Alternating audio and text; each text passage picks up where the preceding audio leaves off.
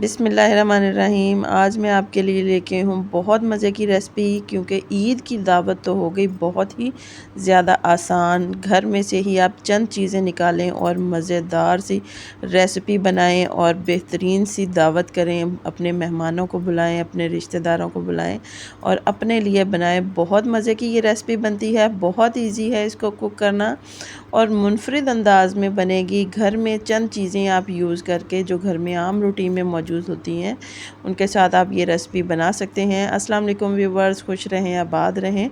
चलें जी recipe start करते हैं। सबसे पहले मैंने 1 कप के करीब मैंने चने की दाल ली है। इसको मैंने 2 घंटे के लिए भिगो लिया था और तकरीबन पाव 1.5 पाव मैंने गोश्त लिया है, थोड़ा सा गोश्त लिया है और लहसुन के कुछ जवे मैंने इसके अंदर ऐड किए हैं, अदरक इसके अंदर ऐड की है और मैंने रफली प्याज काट के इसके अंदर ऐड किया है। 2 चम्मच के करीब मैंने इसके अंदर खुश्क धनिया ऐड किया है, नमक इसके अंदर ऐड करूँगी, सुर्ख मिर्च इसके अंदर ऐड करूँगी और थोड़ी सी मैंने इसके अंदर हल्दी ऐड की है। साबुत गरम मसाला है, ये भी तकरीबन 1.5 चम्मच के करीब है और तकरीबन 1 गिलास के करीब मैं इसके अंदर पानी ऐड करके इन तमाम चीज़ों को गलने के लिए रख दूँगी। और आपसे गुजारिश है कि आप स्टेप बाय स्टेप मेरी वीडियो होती है तो आप पूरी देखा करें ताकि वीडियो सही से आपको पता चले और रेसिपी अच्छी बने। इसको आप कुकर में भी गला सकते हैं, वैसे भी आप इसको रख कर इसको गला सकते हैं। यहाँ पर जो दाल है वो मेरी सारी गल चुकी है, ये देखें बेहतरीन सी दाल गल चुकी है। अब इसको हमने जो चिकन है इसके अंदर वो हमने अलहदा कर लेना है और दाल का पानी खुश्क करके इसको हमने ग्राइंड कर लेना है। चॉपर के अंदर आप ग्राइंड कर सकते हैं, मिक्सी जार में, जो भी आपके पास मौजूद है आप इसको इसके अंदर ग्राइंड कर सकते हैं। यहाँ पर जो चिकन था उसको मैंने ठंडा किया, ठंडा करने के बाद उसका जो हड्डियाँ थी उसके अंदर मौजूद वो मैंने अलहदा कर ली हैं। अलहदा करने के बाद इसको मैं जो कूंडी होती है उसके अंदर इसको मैं कूट लूँगी। इसके अंदर कूटने का ये मकसद होता है कि इसके जो रेशे होते हैं वो ज़्यादा हो जाते हैं और जब हम रेसिपी बनाते हैं तो वो कम चिकन भी हो तो उसके अंदर ऐसा फ़ील होता है कि आपने बहुत ज़्यादा चिकन यूज़ किया हुआ है। इसका एक ये फ़ायदा है। अब इसके अंदर मैंने जो दाल थी वो मैंने ग्राइंड कर ली है। चॉप की हुई मैंने बंद गोभी इसके अंदर ऐड की है।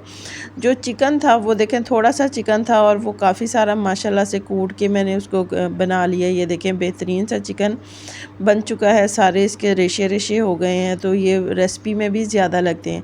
बॉयल किए हुए मैंने इसके अंदर मटर यूज़ किए हैं, मटर मैंने इसके अंदर यूज़ किए हैं और एंड में मैंने इसके अंदर चाट मसाला ऐड किया है, क्योंकि अगर मैं जल्दी चाट मसाला ऐड करती तो दाल थोड़ा सा उसका कलर काला पड़ जाना था। ये हम एंड में यूज़ करेंगे।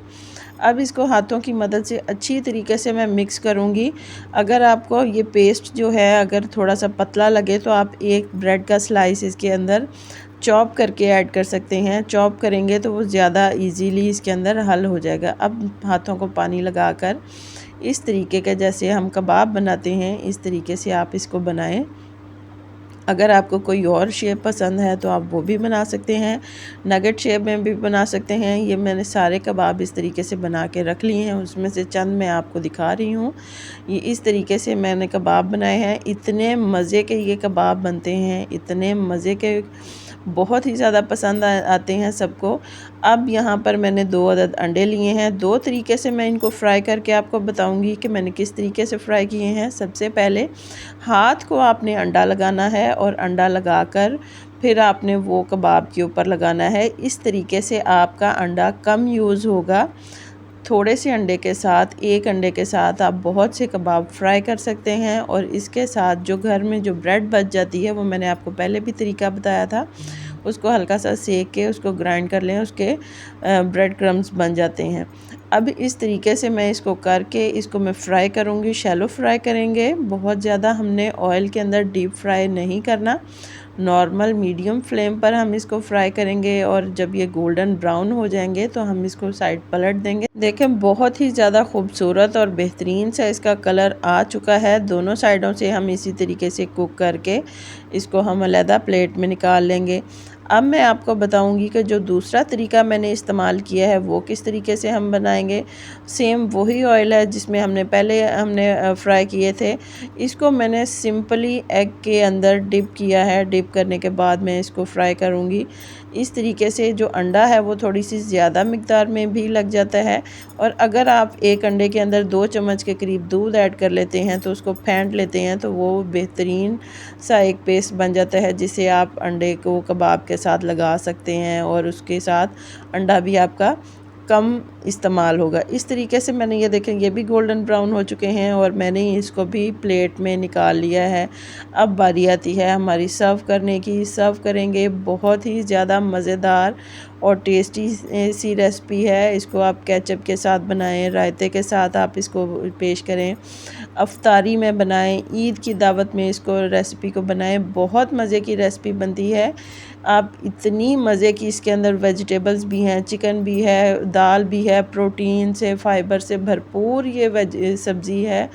ये रेसिपी बनी है, आप इसको बनाएंगे, घर वालों को, बड़ों को, बच्चों को, सबको बहुत ज़्यादा पसंद आएगी। बहुत इजी है इसको बनाना। आप इसको बनाकर काफ़ी दिनों के लिए स्टोर भी कर सकते हैं ताकि आप अफ्तारी में यूज़ करें, इसको सहरी में यूज़ करें, ईद की पार्टीज़ में, दावत में आप इसको बना सकते हैं। अगर आपको मेरी ये रेसिपी पसंद आए तो प्लीज़ इसे लाइक करें, शेयर करें, मेरे चैनल को सब्सक्राइब करें। अल्लाह हाफ़िज़।